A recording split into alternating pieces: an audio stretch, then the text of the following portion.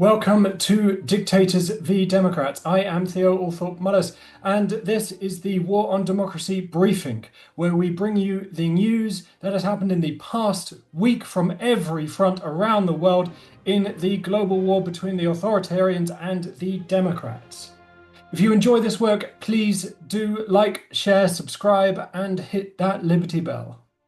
This week we have a political assassination in Ukraine, an unprecedented court case going down in Brazil, and a meeting of the axis of autocrats taking place in China.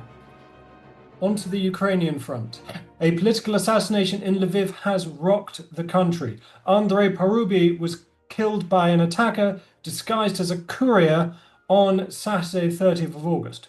Parubi was the former speaker of the Verkhovna Rada, Ukraine's parliament. He was a staunch Democrat with a strong pro-Western and pro-European stance. He had risen to prominence during the Revolution of Dignity in 2014, where he was key in organizing the self-defense teams that guarded the protesters and was so central to their success. Footage of the attack appears to show a gunman approach him from behind holding a weapon before firing around 8 shots, according to statements from Lviv's chief of police, Alexander Shlyakovsky. Foreign Minister Andriy Sybiha called Parubi a, quote, patriot and statesman who made an enormous contribution to the defense of the freedom, independence and sovereignty of Ukraine. And he added that he was a man whose place rightfully belongs in history textbooks. Ukraine's chief of police, Ivan Vyhivsky, said, quote, we know that this crime was not accidental. There is a Russian involvement.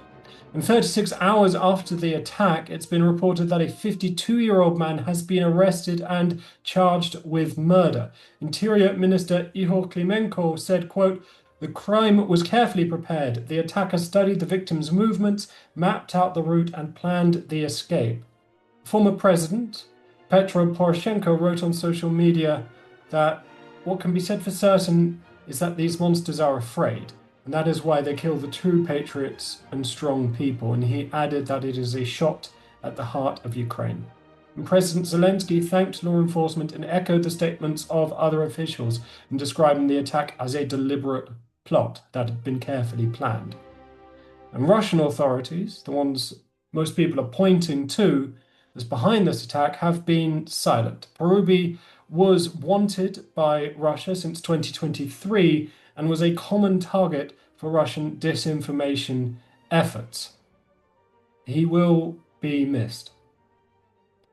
On to the Brazilian front, some better news.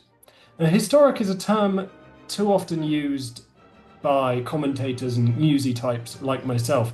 It's honestly getting a little bit cliched now. However, regarding the trial of former President Jair Bolsonaro, set to start tomorrow, it is appropriate. Despite Brazil's turbulent history with 14 attempted coups and decades of dictatorship, no politician or leader has ever faced trial for the actions carried out during their premiership. And this pattern has now been broken. Bolsonaro is charged with attempting to use the military to overthrow the election results following his 2022 loss to Luiz Inácio Lula da Silva.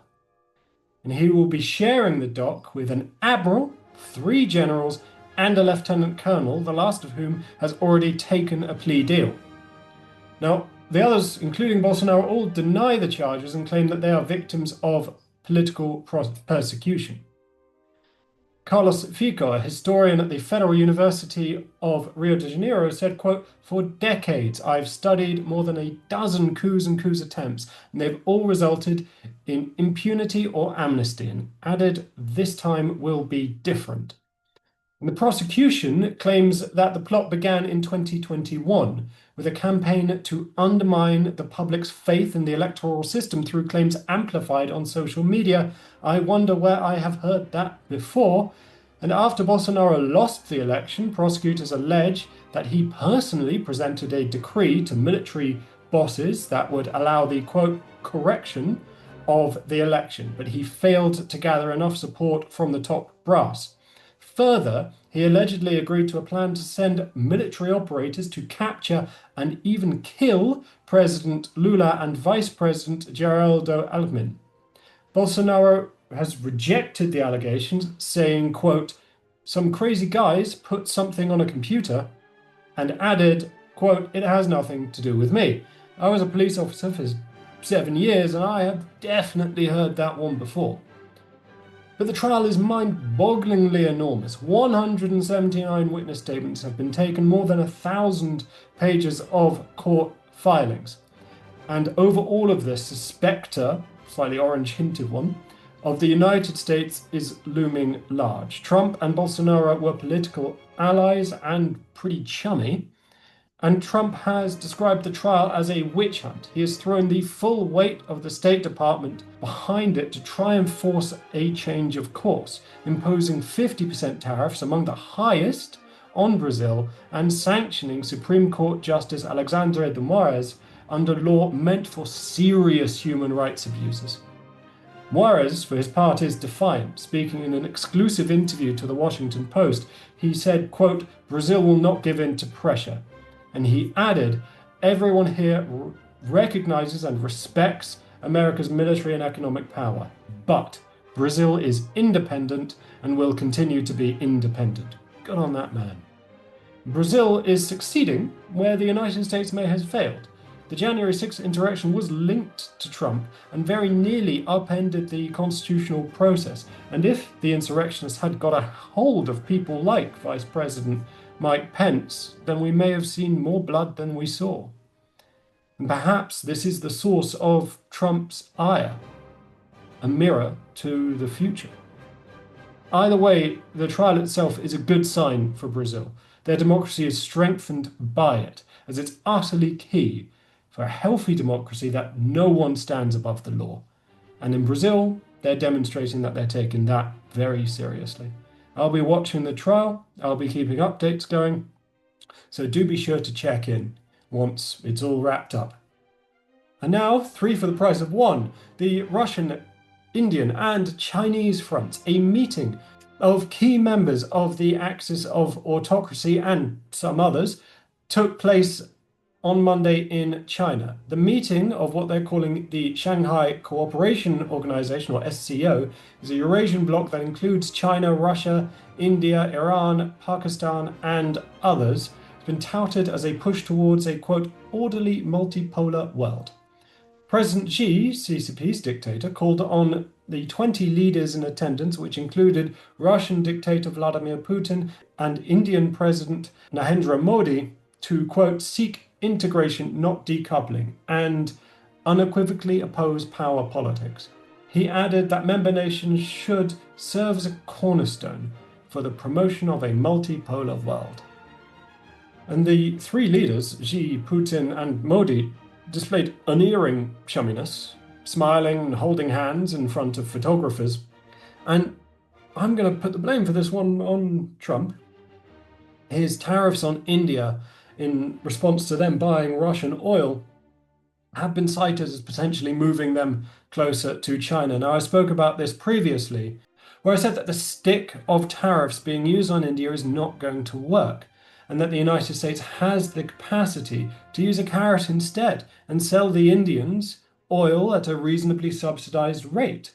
However, Trump refuses to do this because I'm not in the man's mind, but I think he reckons it would make him look weak, and instead he's looking weak.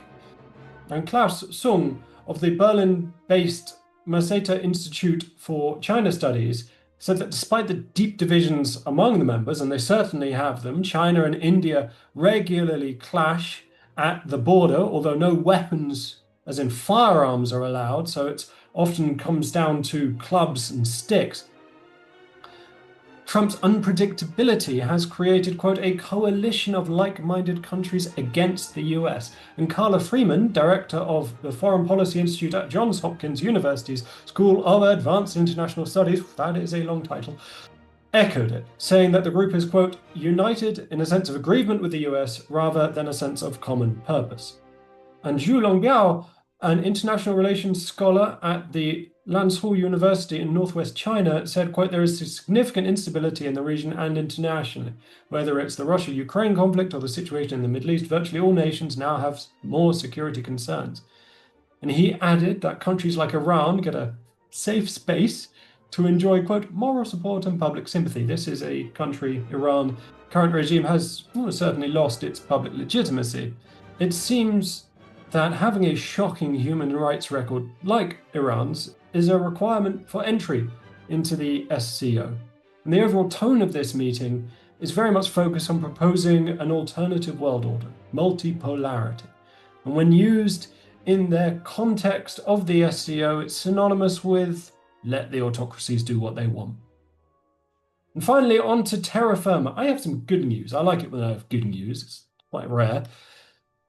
I love it when a new species gets rediscovered, and I am a certified shark enjoyer. So I'm happy to announce that the sailback hound shark, Latin name, and I will mess this up, Gorgolia filewoodi, first described in 1973, has resurfaced off the coast of Papua New Guinea, around 50 years after its last sighting. Now, the 6 individuals were caught in 2020 and 2022, but it's taken scientists a while to verify that they belong to this species. And it's an elusive, deep-sea dwelling little guy, and very little is known about it. But it appears to live in one very specific area around Papua New Guinea's Astrolabe Bay. I think they look pretty neat, and I'm glad they're not dead yet. On to other fronts. The American front. I'm sick of talking of the Americans, but that's what happens when a country like that goes into democratic decline. Trump has fired most Voice of America journalists, a move that represents giving free rein to authoritarian state media around the world. Voice of America was a breath of fresh air to those living behind the Iron Curtain, people who would literally listen to it when listening to it was a crime. And shutting it down shuts down a voice for democracy. But Trump doesn't like it because, well, it's a voice for democracy. And on to the European front. EU Commission President Ursula von der Leyen's plane was jammed by Russian electronic warfare on Sunday, disabling the aircraft's GPS navigation system. Now, the plane can navigate through other means, but this is dangerous and very, very aggressive. And it is typical of the political warfare that we're seeing carried out by Russia throughout all of the rest of Europe. And finally, onto the Malawian front, elections are set for September 16th. Incumbent Lazarus Chakwera faces octogenarian Peter Mutharika in a hotly contested race. I will give you updates as soon as I have them on that. And last but not least, the cinematic front. I know it's usually the culinary front, but it's been a bit of a slow news week for new food stuff. So we have the cinematic front. If you have not yet seen Ryan Coogler's Sinners yet, you absolutely must. Blues music is extremely cool. Vampires are cool. Put them together with a great director and you have a fantastic film. I will give you no more spoilers on that. It is brilliant. Go and see it. Go and enjoy it. It's all about the music. Good stuff. And the t-shirt I'm wearing was gifted by a friend the last time I was in Ukraine. It is that of the Condor Unmanned Systems Battalion of the Borevy Brigade Ukrainian National Guard. They are fighting in the Kupiansk direction, and there is a lot of heavy fighting going on there. They are currently raising funds for an AI-assisted anti-drone turret to keep themselves safe and to keep the civilians behind the Ukrainian lines safe. Not only that, but the rest of Europe as well. If you have a little bit of spare scratch, I do encourage you to donate to them through the organisation One Team, One Fight. They are well above board in terms of charity organisations, and I have seen them and been with them as they have delivered vehicles and other kit to Condor and other units. Ukraine is defending the freedom of all Europe. If you can spare the coffee and help get these guys the kit to defend themselves, then an entire nation will be grateful. And that's all for this week. If you guys have anything to add, if I've missed anything, then please do leave a comment below. And don't forget to like, share, subscribe, hit the Liberty Bell, but always remember democracy is non-negotiable.